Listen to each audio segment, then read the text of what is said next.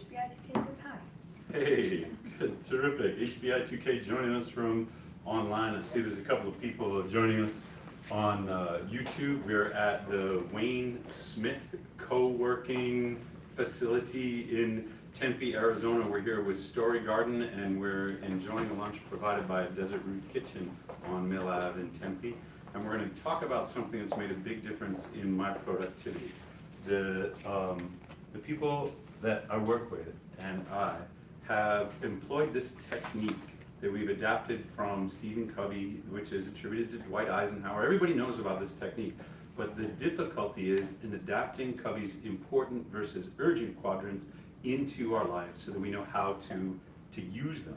The usual way that people attempt to prioritize their time is by making a to-do list. We're all familiar with the to-do list. Most of us learned about it as grade school kids. It's like a shopping list. It's all the things that we have on our mind that we wish were done so that we can get them out of our brain and think about other more important, more creative things. The to-do list is one-dimensional. So what we're going to do today is we're going to correct two misconceptions that hold people back, that limit their productivity. And then we're going to replace those misconceptions with ideas that work better than the misconceptions. Here we go. I'm Tom Seeger. I teach engineering business practices at Arizona State University. This is one of the modules that we do in our engineering business practices class. There are two misconceptions that people harbor that hold back their productivity. The first one is you read in a lot of columns online, you read in a lot of magazines, you can read in a lot of YouTube videos about how time is the most precious resource, and that you must learn how to allocate your time so that you can become more productive, and this is nonsense. The fact is that time just keeps coming around. We have all the time in the world. Time is like a gigantic circle. If you missed one time, that time will come to you again. You can do nothing in your life to make or more time or contract less time. Every single one of us has all the time in the world. Time is fixed and finite when we think about it in one way, or it can be infinite when we think about it as a circle going around and around. But why do I say time is not the most precious resource? Why do I say it's a misconception to think that time is the one thing that we must all prioritize to be productive? It's because time means nothing without energy. Let me show you the better way to think about time. There's a lot of advice available about how to prioritize your time. But time means nothing if you don't have energy. So your productivity, I'm going to call that work, and we're going to make this a pseudo-engineering equation. Your productivity is going to be your time multiplied by your energy. You can have all the time. You can wake up on Sunday morning with nothing to do and a calendar that's clear. But if you don't have the energy to get off the couch, you get nothing done. Here's the thing about energy, which is different than time. I've said we have all the time in the world, and that's true. Time just keeps coming around in a circle, and if we feel like we've run out of it, we'll make more. But here's the thing about energy. Energy is not finite, fixed, or circular the way time is.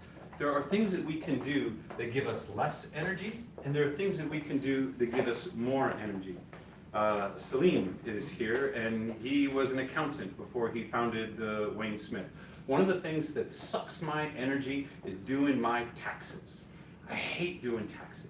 I'm completely unproductive doing taxes because I'll spend 30 minutes doing taxes and my energy will be completely depleted.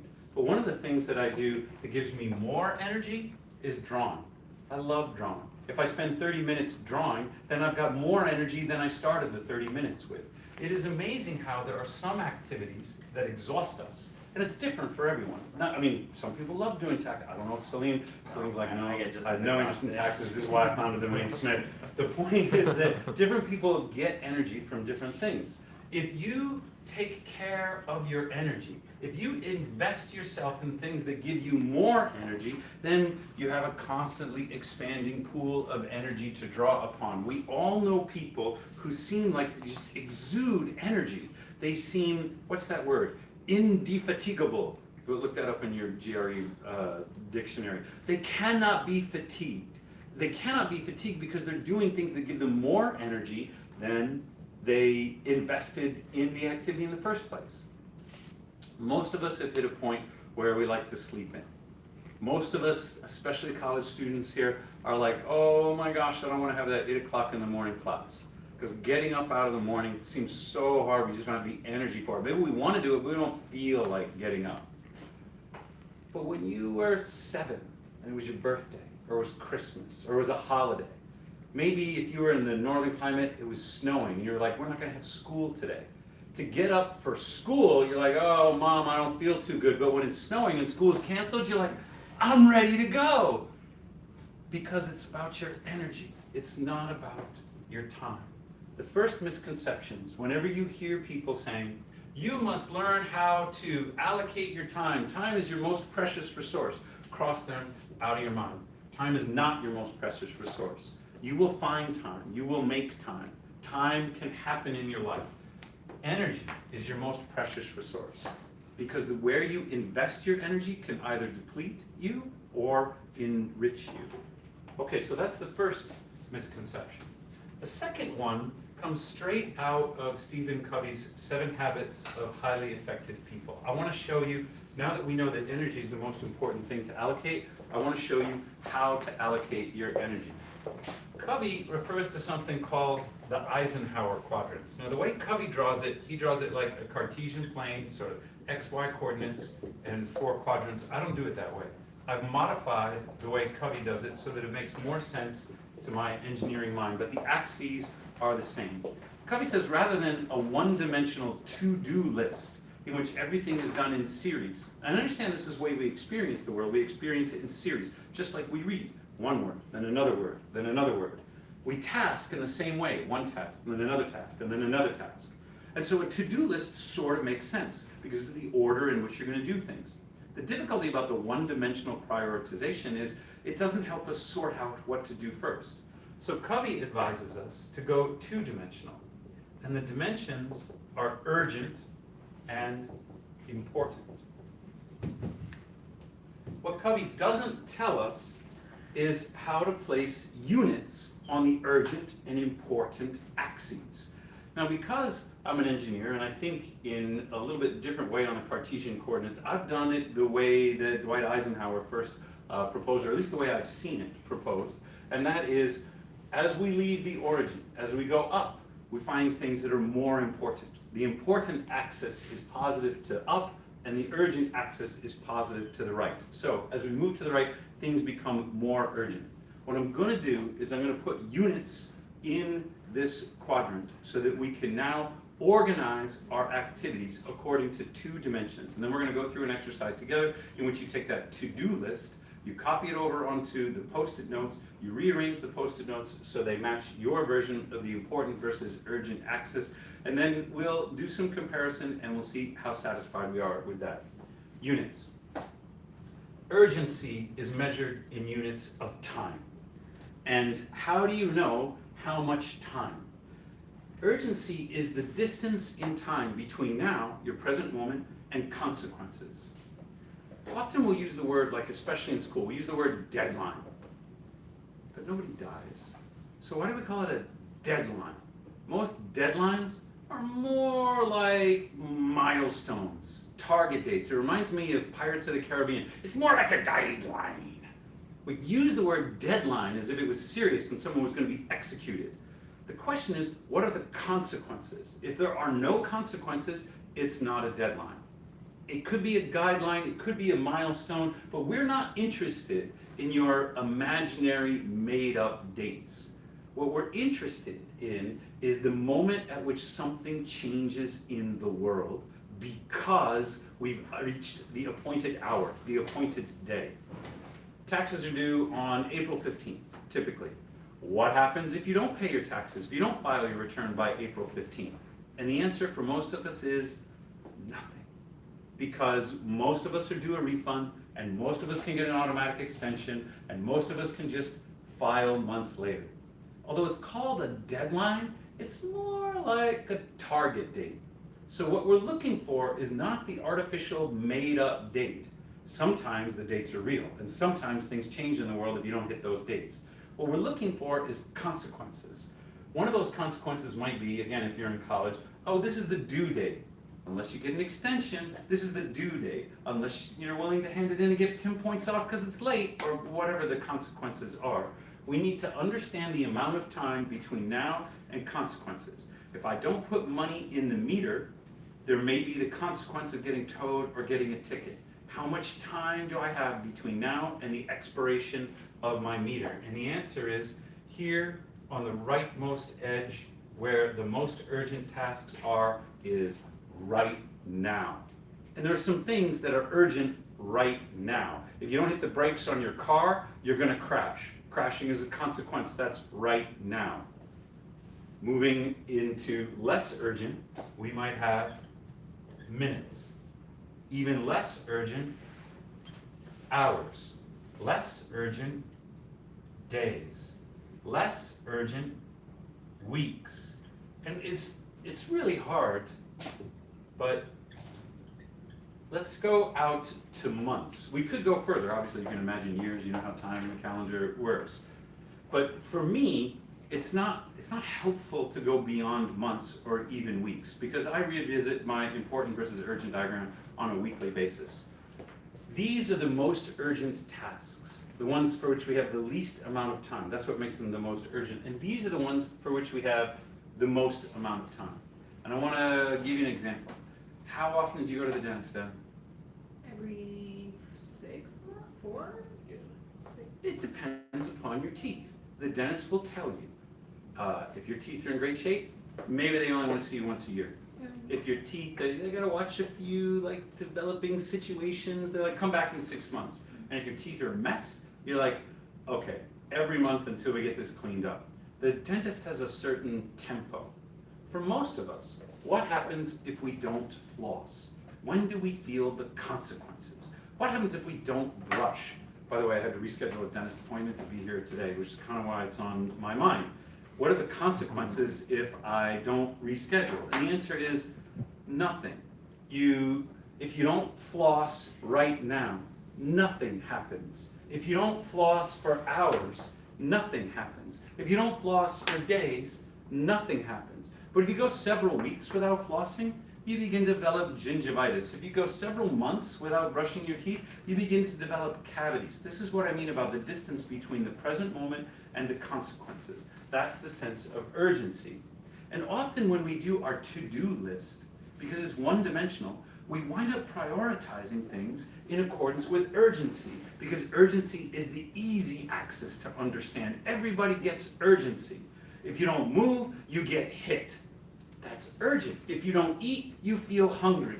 That becomes urgent. We're all capable of responding to urgent things because they're right there in front of our face. The most difficult axis is important, and it's where Covey doesn't give us enough guidance, and it took me and my colleagues a long time to figure it out, and when we did, we tested different approaches. When we found this one, we're like, wow, that works great. These are the axes of importance. Up at the top, the most important things are the ones that make your dreams come true. These are the rich rewards. On The Price is Right, this would be the grand showcase. Show them what they've won, Johnny. This is where everything that you have been afraid to imagine is happening for you. Those are the most important things. In the middle, one level down, the things that we do just to avoid punishment.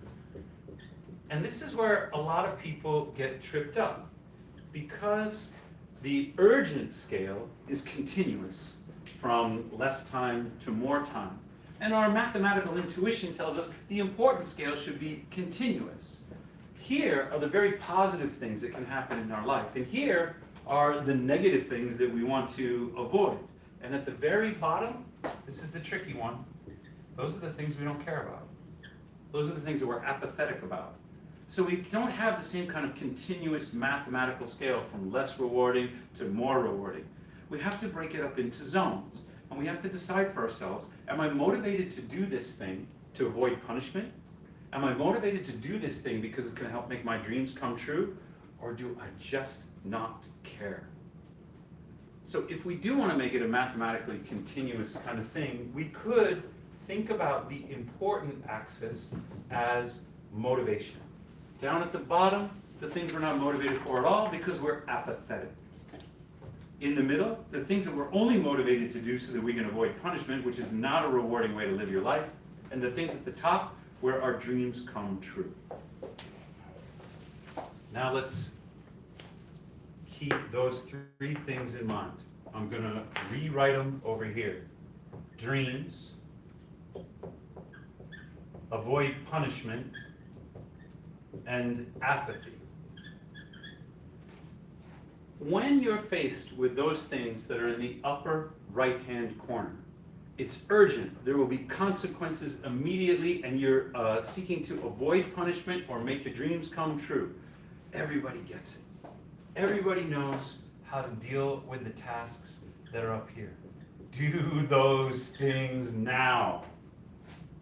If you're in the lower right-hand corner, it's urgent. There will be consequences, but you just don't care? Well, forget about it. Avoid doing the things that are in the lower right-hand quadrant. Pleasing people whom you don't even like might go down in this category. Doing things that you're apathetic about, you don't care about the consequences for, but somehow you find yourself putting your energy into this quadrant, usually out of bad habits. Here might be, when I was a kid and cable TV came out, we called this channel surfing. There were 220 channels on cable. Forgive me, young people, there was a thing called cable, you had a remote. And you go through all the channels, and 220 channels later you'd be like, there's nothing on. And what would we do? We'd go through all the 220 channels again, as if we could watch them all at once and not be interested in any of them. Now, the sort of modern equivalent of this might be binge watching Family Guy on Netflix. Now, maybe that's how your dreams come true. Maybe you're going to be graded in class on, your Family Guy knowledge. Maybe this is important and you're motivated.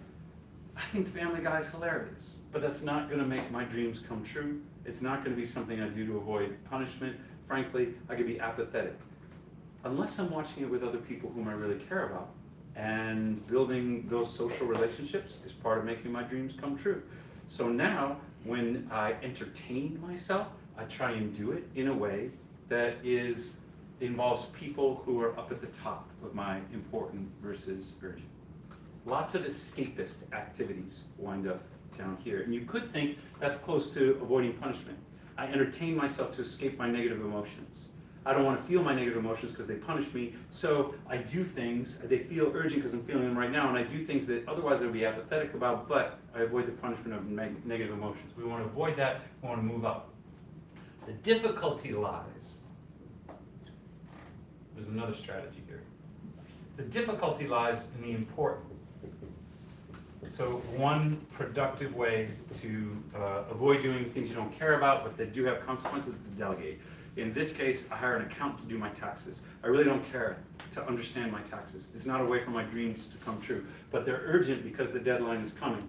Down here, the right way to avoid this is to delegate it to somebody. If I've got the resources to pay them to do it, terrific. The difficulty comes on the left-hand side. Those things that are not urgent but could be important. Give me an example. I use flossing. I use brushing teeth. What else you got? Road trips? Road trips? Tell me about road trips. I mean, if you like road tripping, and well, it also depends on the value of your car, but if you like road tripping, that's like super fun, but the wear and tear over your time has a negative consequence, but you don't think about that. You don't think about that as you're running. So you're just gonna drive to Maine today because screw it, let's go on a road trip. I love Maine. But yeah, Maine's great. But it's not great when you're driving to Maine and you break down in Virginia because you went on too many road trips.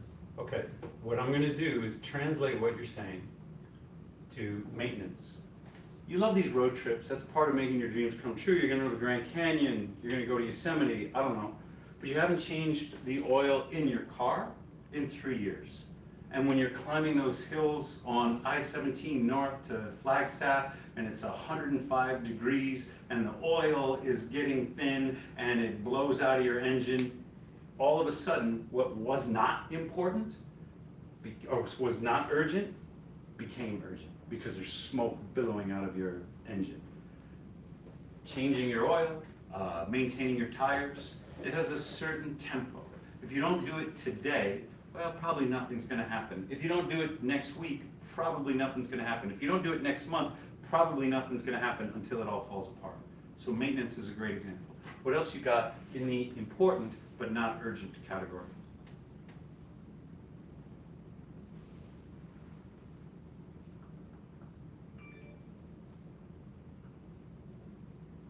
I was gonna say maintenance. Maintenance is good. There are other things we have to do for maintenance. Maintaining our bodies, maintaining our brains. Let's say working out. You're gonna go to the gym, you wanna stay fit, you wanna be healthy, you wanna have that kind of energy that allows you to perform more work. But what happens if you skip your workout today? Nothing. What happens if you skip your workout for a week?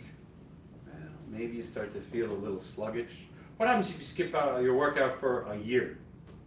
Now you're beginning to suffer health consequences. It's important, but it's not urgent, at least not at the scale of hours or days.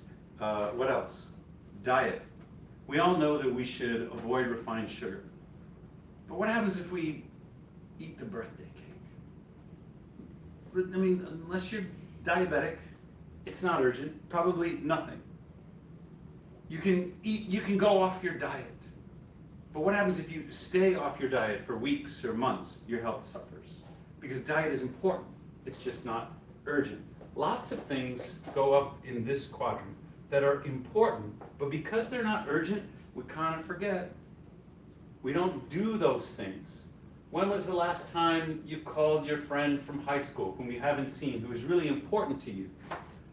But if you don't call today, you don't call tomorrow, and you don't call the next day, you don't call next week, you don't call next month, there's no consequence. It's not like you get a card that says, hey, jerkface, I haven't heard from you in months, we're no longer friends. That doesn't happen. It's important, but it never feels urgent. Because it's not urgent, and we respond best to the things that show up as urgent, they're salient, they're right in front of our face. Because it's not urgent, we tend to neglect it. Because there are no immediate consequences. It takes a great deal of maturity. It takes willpower to be up here and say, I'm going to brush my teeth. I'm going to do my workout. I'm not going to have the piece of cake. And willpower is finite. Willpower is no way to run your life. What we do up here instead is habit. Maybe your dream is to become a proficient musician. If you skip practice one day, well, it doesn't set you too far back. If you skip practice for a whole week, well, you can recover. If you never practice, your dreams will never come true. What you must do is make a habit out of practicing, because habits don't require willpower. It takes about 6 weeks to form a habit. Habits just happen because it's your habit. You wake up and you're like, I'm brushing my teeth. I'm flossing. Why are you flossing? Because I always floss. My mouth doesn't feel right if I don't floss. I'm practicing guitar today. Why are you practicing guitar today? Was that on your to-do list? I always practice guitar today. At this time, this is what I do. This is a habit. You're no longer thinking about it. It doesn't take any cognitive energy. You've moved the important things that are not urgent into the category of habits. When you form habits, they don't consume your energy. You wind up doing the important things. Then we have not urgent, not important. Just stay out of that quadrant. There is nothing in there for you. And when I was talking about binge watching Family Guy or watching my Saturday morning cartoons, whatever I was doing when I was a kid, and I use that as an example, here was a poor example. It really belongs here. Doing the taxes was a better example. Delegating those things. Lots of people don't like cleaning their bathroom. It takes up a lot of energy and they avoid it. And some people live with stinky bathrooms. Delegate that. Hire somebody to come in and clean your bathroom. You don't like it, and you might say, well, I'm kind of apathetic, but it's disgusting, and it smells, which makes it urgent. Delegate it. those things that you don't care about and are unimportant, just don't do them. Keep them off the list altogether. Okay, so what I've done now is I've interpreted the urgent versus important axes. I've given you some units on both axes, and I've described strategies in each quadrant. We all understand do now. Form habits for those things that are important but not urgent. Wherever you can, delegate the things that have urgent consequences but are unimportant to you, or avoid them in other ways. And just don't do those things that are unimportant and unurgent. Thoughts, reactions. I'm also looking online to see if anybody is chatting in YouTube. What do you think? I'm pausing because we're about to start our exercise. And before we start our exercise, I want everybody to, I'm hoping that everybody feels comfortable with the way we've laid out the axes. Really good question. Yeah. I'm just curious. So for the quadrant for like delegating, doesn't it delegating kind of assume you have the resources to do it? Yep. So what if you don't have those resources? Then there's a certain amount of energy that's going to get sucked up into those things that you don't care about.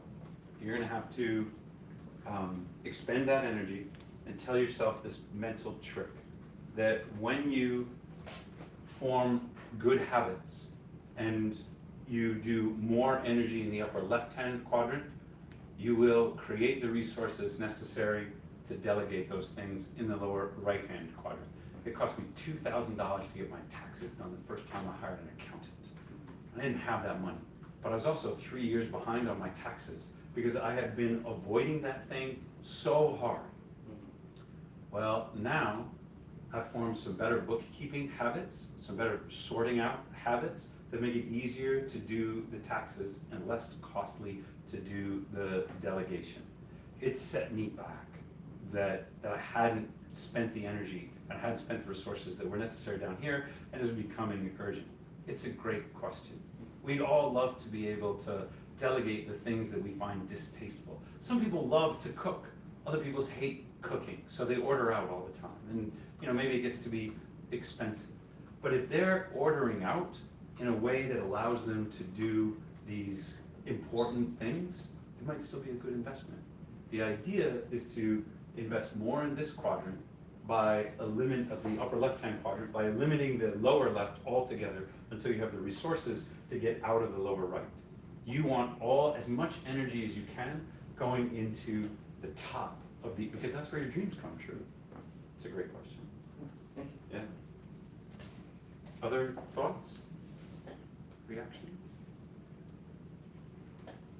Okay, here's what we're gonna do. Take your to-do list. And it doesn't matter if it's complete. I usually brainstorm a to-do list and I put everything that I can think of on there.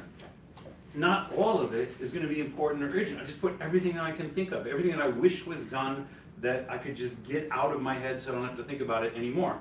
And I put them on little Post-it notes like this. One Post-it note, one task.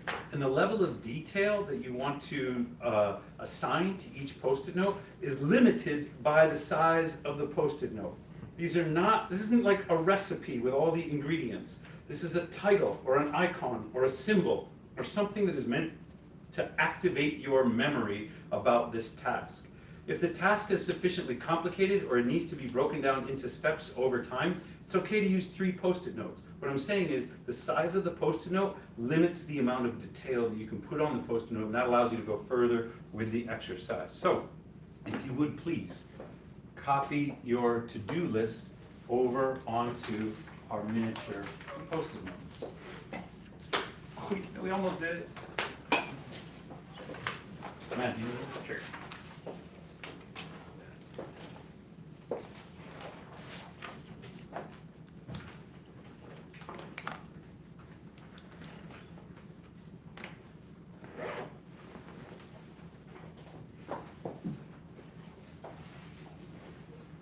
What we're going to do is transfer the Post-it notes to our 11 by 14 sheet of paper, in which we copy the axes that I put on the whiteboard. Urgent, important, keeping in mind the top, most important, is where our dreams come true. The middle is what we do to avoid punishment. And the bottom are those things we're apathetic about. Urgent, I don't want to go any longer than months. And of course, somewhere in the middle, days. And then lastly, on the rightmost edge, now.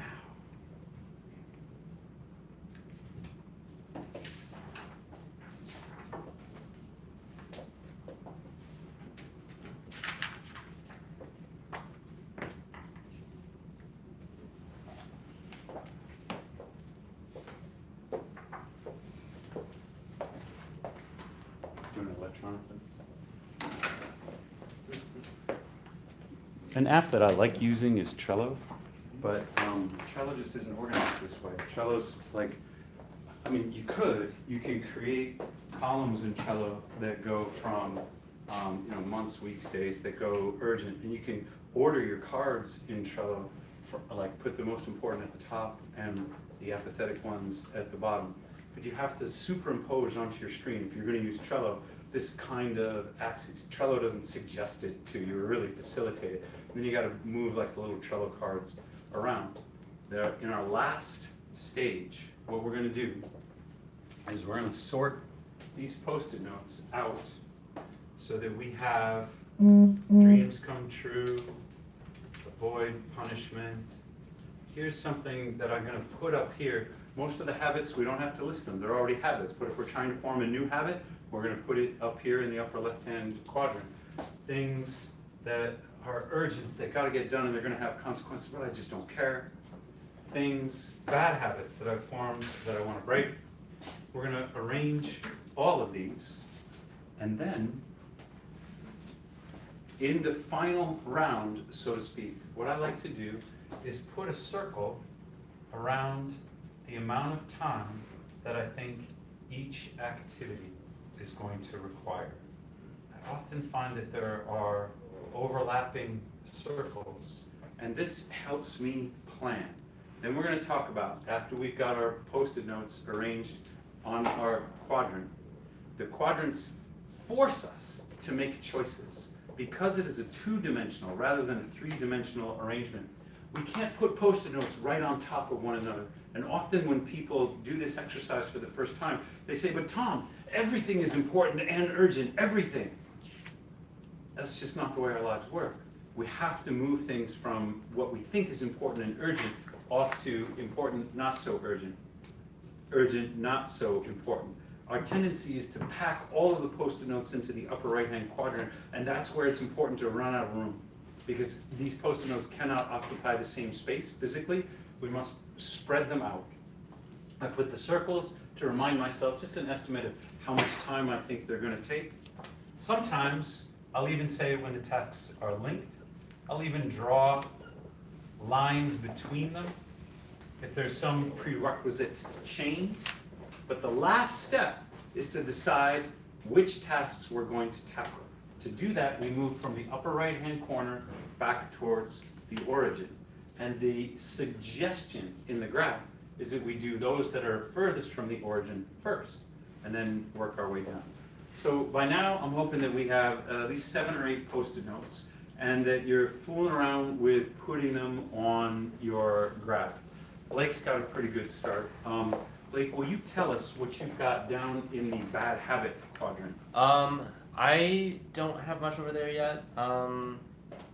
Congratulations. Yeah, well, thank you. Let's see. The closest I'd have over there is probably learning to draw. That's not something that's important to you? Not as much. I have other creative outlets. And who's going to punish you if you don't learn to draw? No one. Okay, that makes sense. How did it wind up on your list? Because it's something I do want to do. Because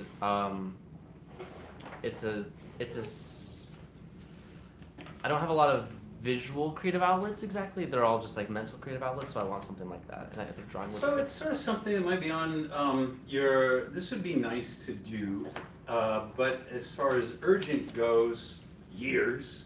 There are no consequences if you don't learn to draw. Your job doesn't require you to learn to draw. It's a Yeah. recreational activity for Yeah. you right now. And it's a wonderful recreational activity. For me, it's the way I make sense of things. It's different. And I'm not saying I have to be great at it, because for me, drawing is a cognitive process. What do you have in your urgent but apathetic zone?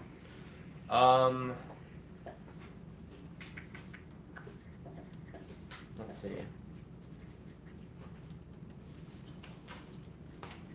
Finding. No. Again, I'm asking you about the things that aren't about your dreams coming true. Yeah. You know, some people Well, I- put here like, oh my gosh, I really need to do the dishes. My kitchen is full of dirty dishes, Mhm. and I can't get it out of my head because every time I walk through my kitchen, I see all these freaking dirty pans and stuff. You know, there's no, like, you're not gonna be punished. Your roommates aren't gonna, I don't know, nag you about it or fine you or something. Cleaning my And room. you're not entirely apathetic, so it might go somewhere between avoid punishment and apathy. Mhm. And it's starting to get urgent because your kitchen's starting to stink. Mhm. Okay. I don't know what your kitchen's like, but that might, that's one of the things that typically shows up. Yeah, yeah, yeah. The one I have there is cleaning my room, which is Yeah, very yeah. close. Yep. And remind me your name again. Nisreen. Nasreen. Mm-hmm. What do you got on your graph? I haven't created a graph yet. I just You're just started doing a the to-do to-do list? list because Okay. I didn't know that we'd Abdul cover it. Majid. But in my mind, Oh, go ahead. You're sorting them in your mind? I was Sorry. starting in my mind. You were asking about the urgent but apathetic, Mhm. right? I thought of doing my 1099 form Oh, sounds horrible. Yeah, because I don't want to do it, yeah. but I know I have You to. really don't care. Like the Yeah, 1099, as far as you're concerned, that should just be somebody else's problem. Right. There's nothing in it for you. Mhm. And yet, will there be consequences if you don't do it eventually, Probably. somehow? So how urgent is it? In my mind, I assume that it's urgent. Just because for, you want to like, get it off your head? legality reasons, but Somewhere over here, 1099. I mean, I agree that at some point it would become important, there'd be punishment. And so it would move up that axis. But when does that happen? I don't know. Could take years. Yeah. Okay. However, I understand why it's on the list, because you want to get it out of your head. Otherwise, you wake up every day and you're like, oh, I haven't done my 1099. And it's taking brain space that really should be occupied with making your dreams come true. So somewhere in the avoid punishment category, not completely apathetic. You don't want the IRS to come knocking on your Right. door and be like, where's your 1099? And you don't know exactly how long it's going to take for them to do that. Okay. Abdul Majid, what do you got? In the upper right-hand corner, important and urgent. I need to like transfer my title to my truck title to my brother. Okay. So Why is that urgent? because he's gonna travel like by the end of this week. Does he have a ticket? No, but like I want him to have the car, so he Okay. can travel like his own. Well, because he needs to travel. Yeah, Okay, so he's got a trip coming up. yeah, And he doesn't want to take the risk of having a car in your name and your insurance, and it's not in his name and stuff, because he just might have to explain that to like, where is he going? he's going to San Diego for like a month. So Okay, what are the I- consequences if you don't transfer the title? the car be like towed or something? No. I have to be there. Is it insured? Yes. Is it registered? Yes. There are really no consequences. This is not urgent. Again, like Nasreen, like Nasreen, it's an errand, you want it out of your head. You're like, it's just occupying space. But the fact is, he could drive your legally registered, legally insured, in your name truck to San Diego and back, and get pulled over for speeding or a broken taillight or any of those kinds of things, because he's taking the car with your permission. There are really no consequences until your registration expires or your insurance needs to be renewed, or until it's not urgent. How much do you care about it? 90% or something. Why do you care about it? So, like, is it, you know what? It's been a dream of mine for a long time to be able No, to it's not give a my dream. brother a truck. Yeah. And well, how important is it? Are you doing it to avoid punishment? Yes. Okay.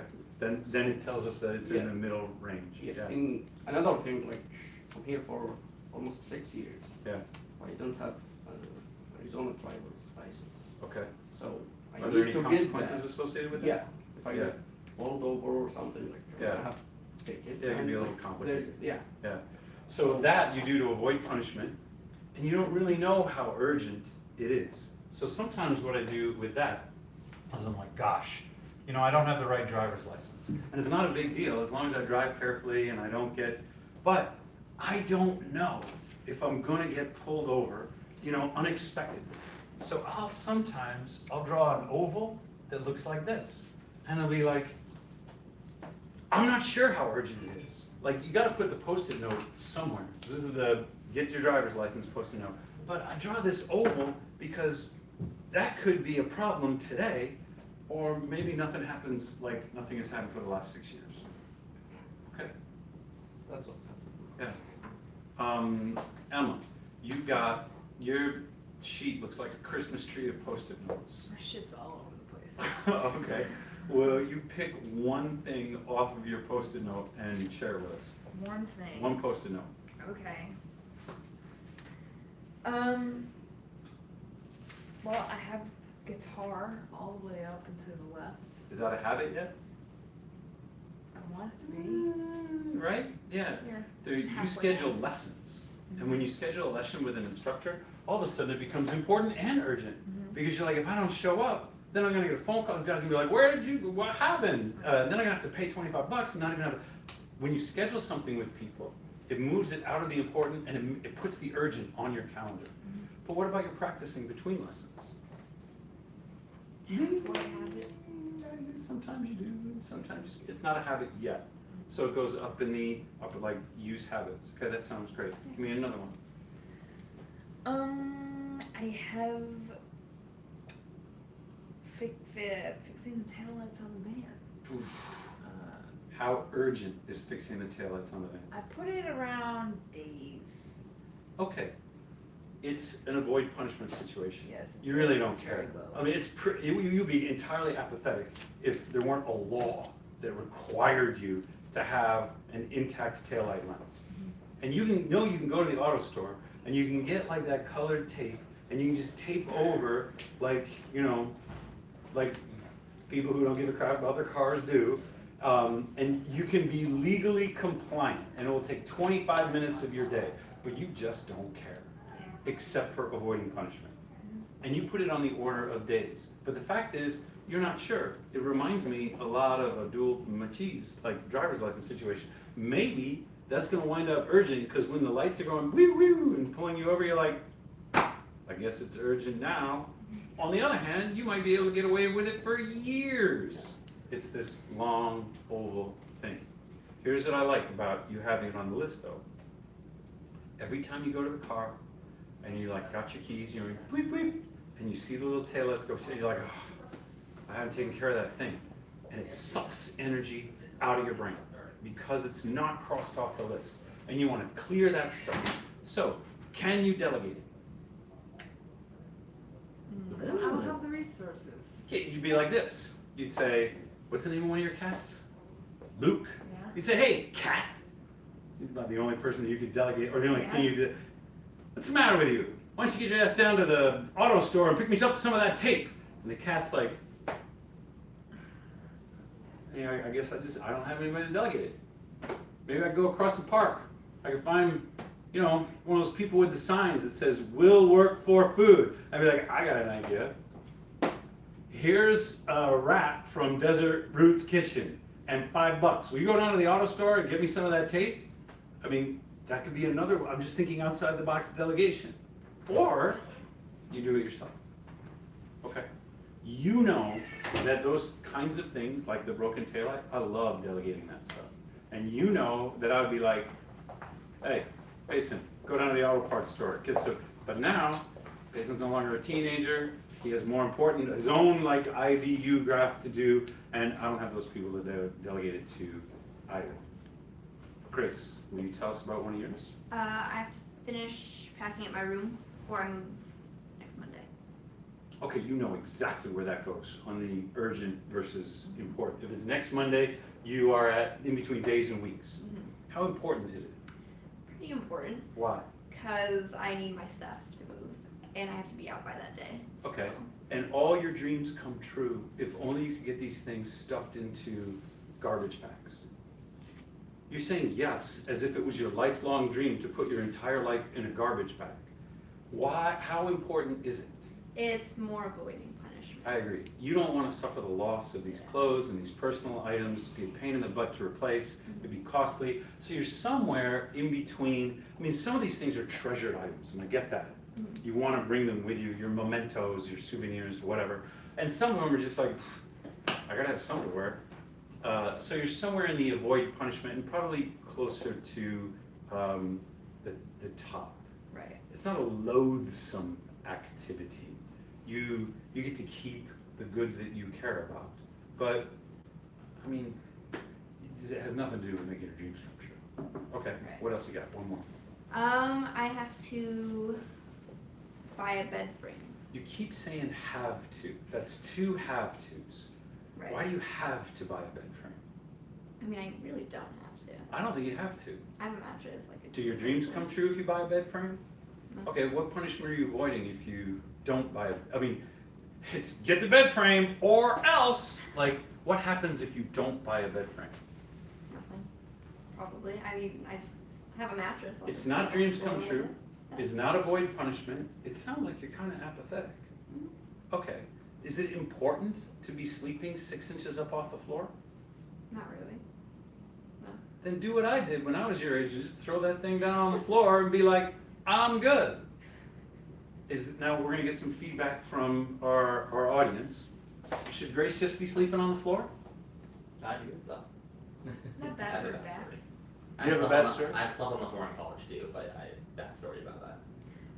Okay, so what Matt's bad story that he doesn't want to go like totally into right now, says that you might be apathetic, but it turns out that it could be closer to avoid punishment because sometimes bad things happen when you sleep on the floor. Can you delegate this one?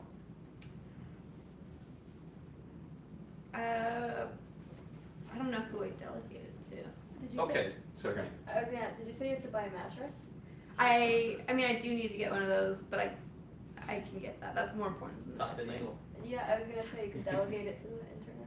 They I think deliver now it this to you. it relates to Emma and it relates to Grace. We live in an amazing age. We don't have, domestic servants to go fix our taillights and people to like go deliver bed frames to us. But what we do have is the internet. And we go to Amazon and we'd be like, hey Jeff, would you send me some of that auto taillight repair tape that I heard about at the Story Garden workshop? Boop. And then the next thing you know, it shows up in the mail. And that's as pretty close to delegation as we can get. You can have IKEA deliver that crap. You can pay them more money to have them set it up in your house, but we run back into, remind me, A retro. we run back into a retro problem where Grace is like, yeah, that sounds great. I don't have $150. So form better habits. Invest your energy in things that give you more energy. Create the works that are valuable to the world. And the next thing you know, this task might be postponable. You want to check in with Matt about the bad story, about the kind of thing that might be, punishment, but it might be postponable until these efforts begin to reap the resources necessary. Okay, I'm gonna skip, this is very helpful. I'm gonna skip ahead a little bit, even if you haven't arranged all your Post-it notes. It's not necessary, but one of the advanced ways of doing it, I mentioned, is I put a circle around those things that I think are gonna take a lot of time, big circle, a little bit of time, small circle, and I typically remove the Post-it note. So I just have a sheet of paper written in pen with this kind of thing on it. How do I prioritize my time? I start up here. and I work my way back towards the origin. If there is anything in the important and urgent category, it's going to get my attention immediately. Then we tend to go to this zone, where things that are important, only medium urgency, and things that I do, they're not that important, I do to avoid punishment, but they're very urgent. These are where our time and energy compete. Am I going to put my energy into these or my energy into these? And you got to make a judgment call. They're the same distance from the origin, and they're competing with one another, and you're unlikely to be able to do them at the same time. You work your way further towards the origin, and you're like, thank goodness I identified those tasks, which I am either doing or I used to have on my list, which are neither important nor urgent because I'm just going to cross them all out. Thank goodness I identified those tasks, which I think about every day, that just haven't been knocked off the list, that are a big pain in my brain, that I wish I could delegate. And I'm willing now, because I realize how expensive it is for me to be thinking these things, how this drains my energy away. I'm willing now to pay the extra $5 to get it delivered, or to go on Instacart and have the grocery shopping done for me. I'm just thinking of an example. To delegate it to the internet, to hire the digital assistant, to hire the accountant, to do whatever it is to get these things that have consequences but suck my energy away to someone else, and spend more energy up here making my dreams come true.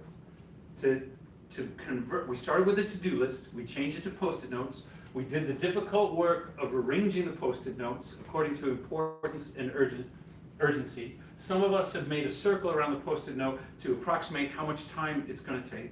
We know that those things up at the top are those things that make our dreams come true. We get a lot of energy from those. We know that the things down at the bottom, whether we're apathetic or avoid punishment, those are the ones that suck our energy out. And then we're refocusing what we do with our energy to take care of the top row. We want to move our energy from the bottom to the top. And to do that, we start with the upper right-hand corner, work our way back. We have some difficult choices to make here, but this quadrant, easy.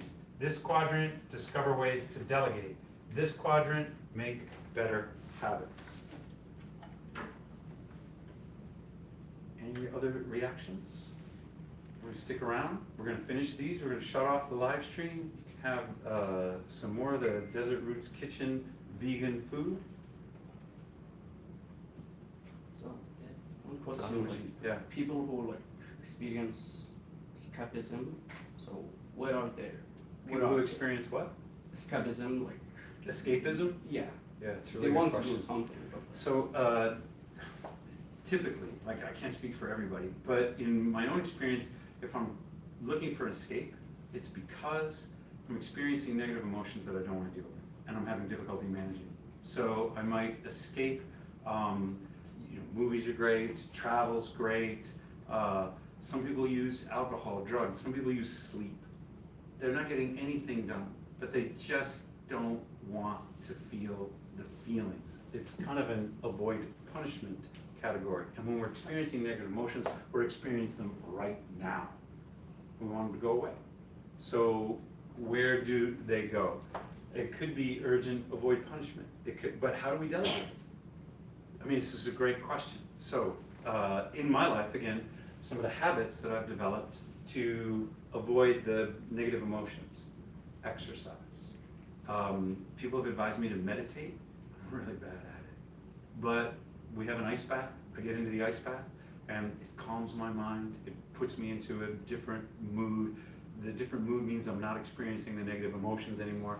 And another one that didn't come up on anybody's list, but works really well for me, is reading. Reading is, for a lot of people, including me, an escape. But it's a productive escape when I'm reading things that teach me about the world, that help me make sense of the world in a better way, that help my dreams come true. It's a really good question. Other question? Good, I want to put some reading assignments on the Story Garden list. Okay.